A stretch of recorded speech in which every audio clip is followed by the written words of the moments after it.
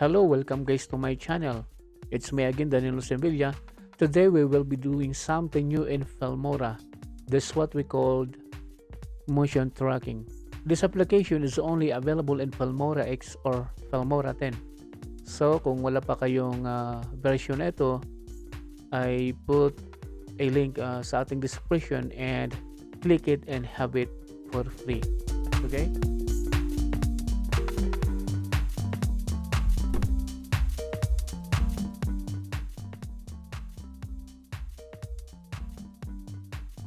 Okay, kuha tayo ng ating file.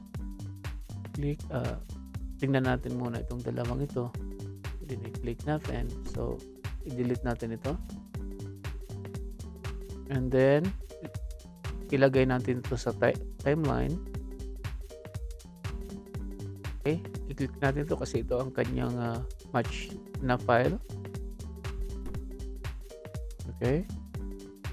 So, ngayon, kasi depende sa inyo kung saan banda nyo gustong mag-start and then saan banda na matatapos. Dito tayo sa unahan.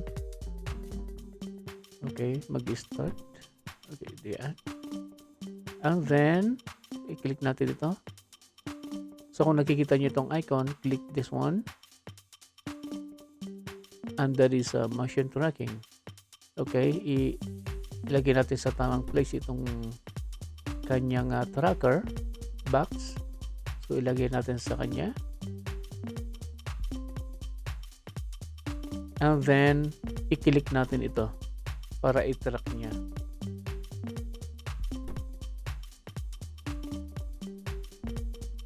Okay,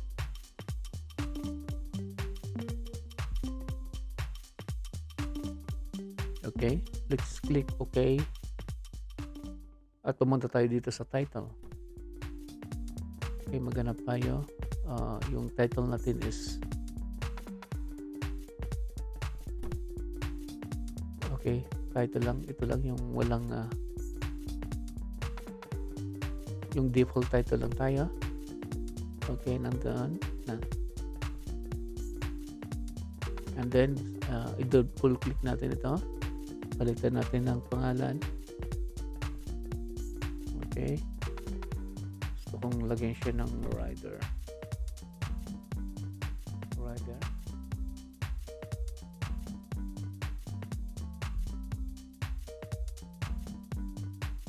Okay. So, pwede natin palitan ng kulay. Kung halimbawa yan ang gusto natin. Okay, more. I think it's okay. Pagkatapos i-place natin siya. Pupunta rin natin sa unahan.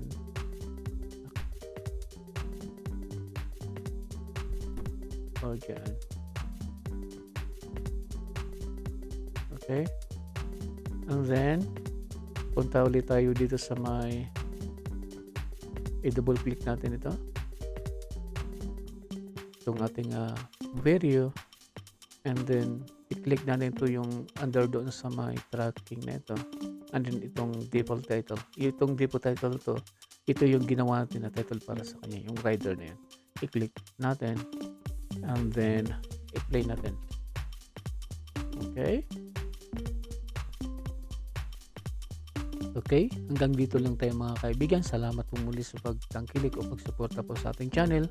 Mabuhay po tayong lahat.